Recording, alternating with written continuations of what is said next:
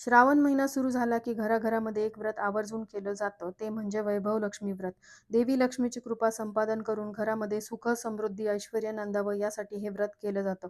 यंदा 2026 साली श्रावण महिना 13 ऑगस्ट पासून सुरू होत आहे आणि त्यानंतर येणारा पहिला शुक्रवार म्हणजे 14 ऑगस्ट 2026 रोजी वैभव लक्ष्मी व्रताला सुरुवात होणार आहे. वैभव लक्ष्मी व्रत हे देवी महालक्ष्मीला समर्पित एक अत्यंत सोपं पण तितकंच फलदायी व्रत मानलं जातं. हे व्रत विशेषतः स्त्रिया करतात. मात्र घरातील कोणतीही व्यक्ती श्रद्धेने हे व्रत करू शकते. या व्रतामागची मुख्य श्रद्धा अशी आहे की देवी लक्ष्मी ही अतिशय चंचल मानली जाते. ती एका ठिकाणी स्थिर राहत नाही. पण जो भक्त श्रद्धेने नियमितपणे तिची आराधना करतो, त्याच्या घरी ती स्थिरावते आणि सुख समृद्धीचा वर्षाव करते, अशी मान्यता आहे. म्हणूनच तुम्हाला हे व्रत करायचं असेल तर श्रावणातील पहिल्या शुक्रवारी हे व्रत कसं करावं, याचे नियम व उद्यापन कसं करावं याबद्दलची संपूर्ण माहिती जाणून घेण्यासाठी खाली दिलेल्या लिंकवरतीच म्हणजेच त्रिकोणवरती क्लिक करा, जेणेकरून संपूर्ण माहिती तुम्हाला मिळेल. धन्यवाद.